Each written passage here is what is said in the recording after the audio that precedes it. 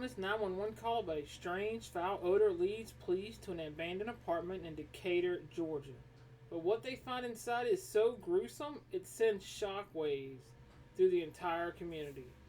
This is the story of Alivia Jordan and the horrifying final moments of her life.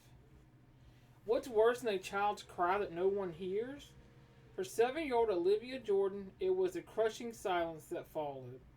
This is the story of a little girl forgotten by the one person who should have moved heaven and earth to protect her. Alivia Jordan was a 7-year-old girl.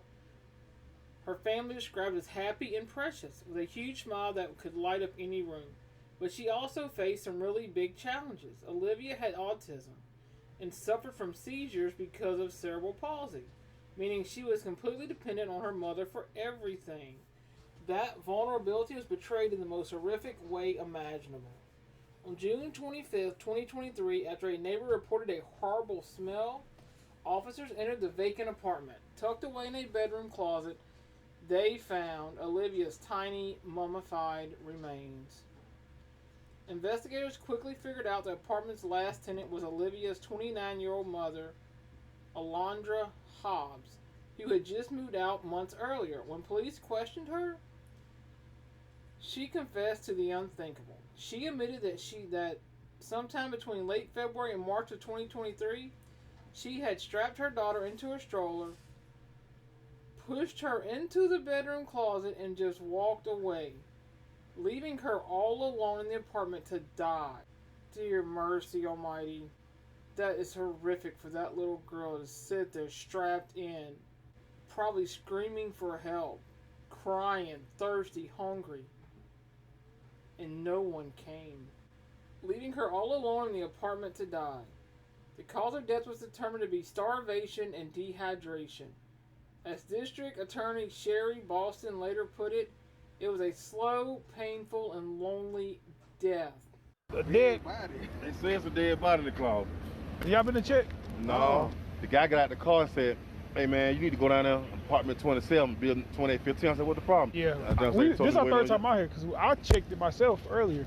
Oh, you heard about something like this? Yeah, this is like the fourth call we got. Ain't anyone in there? No, but I'll check again just to be sure. Because they said in the closet, no, we ain't look that good, but I mean, it could be up under something. Or he says in the closet, a little girl, so apartment 27. I hope nobody want to leave a little girl in there dead, not say nothing. 3231. 3-1.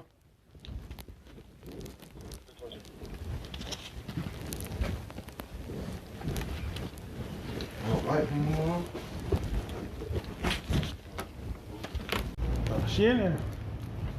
Really? Where? I don't see it. I don't see it.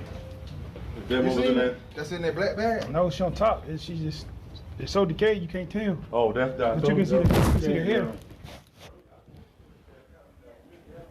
But that's the arm, that's the leg. But if you look in there, you can see the clothes around the body. You see her hair still in the closet. You just can't tell because she's so decayed. You gotta like really look. I know we got called out here an hour ago for the same thing, but yeah, it's a little girl, bro. It's like, so when we first originally got here, I cleared that room. Me and Taylor were close. I went to the closet. I looked in the closet. We didn't smell it. I went inside. We went inside. We didn't smell anything, nothing like that. We opened up. It's just, she was wrapped up in something, so we didn't see. I went in the closet, looked in the closet, I didn't see anything. So it was like blankets and stuff like that in the closet, and she's kind of laying on it. Maybe it was because probably it's so decayed that I can see how you missed it or whatnot, but be clear as to, because I know they're going to ask. Yeah. that's probably left hand. That's like her knee. I don't think that's a foot. It look like it's kind of like this. That's why I said I think she was sitting in the stroller.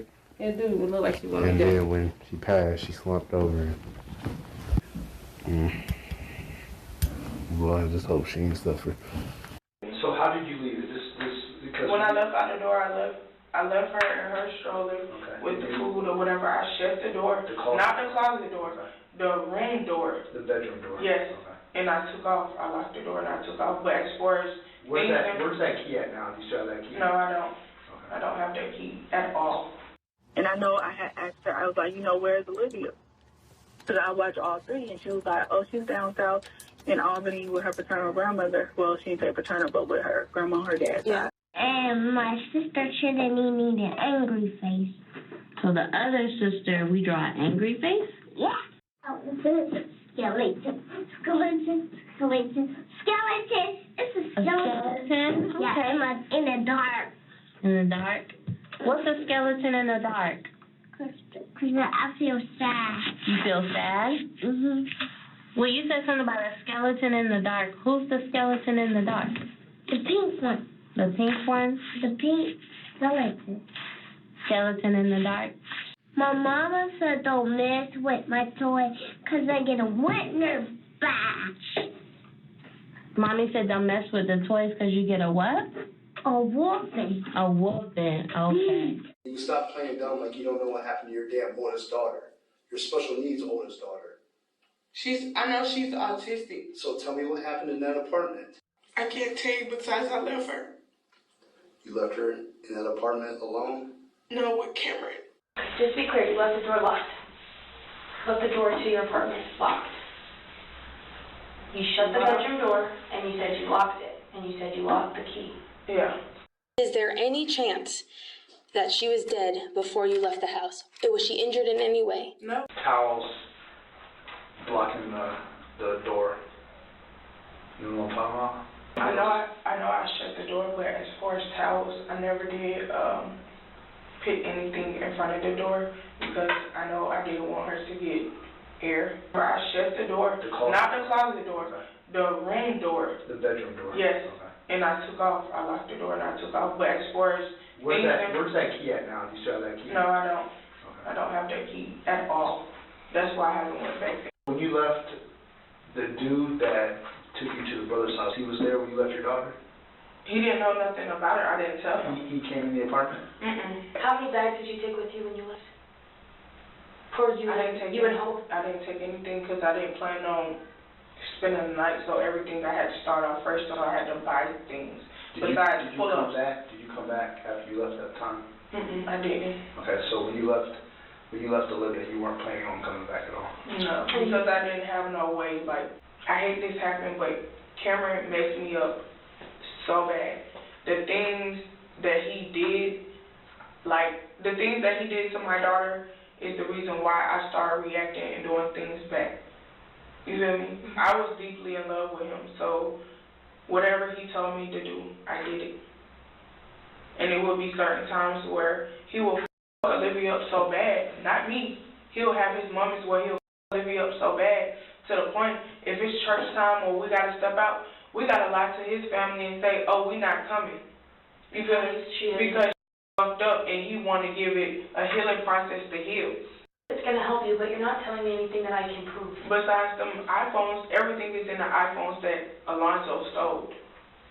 And I have a case for that. So, my brother stole my key, my ID, my food stamp card, my debit card, both of my iPhones. When asked if she wanted Olivia to have a funeral, her response to law enforcement was that she did not want one because no one had ever really helped her with Olivia. You've made a couple posts about how you're going through the worst time in your life. That had to be the relationship that, I found out that the guy that I was messing with and taking care of. George? He cheated on me. A 7-year-old child could die from starvation within a few days to a few weeks, depending heavily on whether they have access to water. The exact time frame is highly variable and depends on several factors. Without both food and water, death can occur within 3 to 7 days. Malnutrition severely weakens the immune system, meaning children often die not just from a lack of food, but from common infections like pneumonia or severe diarrhea that their bodies can no longer fight. So that poor little girl, who knows how long she sat there and suffered before she took her last breath. What an evil, horrific mother to do that to their child. So why did she do it? Hobbs told investigators that her life had simply become too much and that she couldn't handle it anymore. But her actions after abandoning Olivia paint a picture of chilling indifferences. She started dating a new man and even continued to cash Olivia's monthly disability checks. When police asked her about leaving her daughter, Hobbs showed no remorse. That she did it or she would have just taken herself out. Why didn't she let someone in her family take care of Olivia? Or give her up for adoption? What she did to her daughter was the most horrific thing ever, and the torture Olivia went through sitting in that closet. On April 23rd, 2025, Hobbs pled guilty to malice murder and first-degree cruelty to children. Her defense attorney said Hobbs didn't want a trial and was ready to take responsibility for what she'd done. The judge, Letitia Deere Jackson, didn't hesitate. She immediately sentenced Hobbs to life in prison without any possibility of parole, making sure she will never be free again. The life sentence brought legal closure, but it can't erase the tragedy of Olivia's short, painful life. The system that should have been there to protect her failed. The mother who should have loved her instead became her killer. What are your thoughts on this heartbreaking case? Let me know y'all's comments respectfully. And for more cases that deserve to be heard, please subscribe. And thank you all for watching.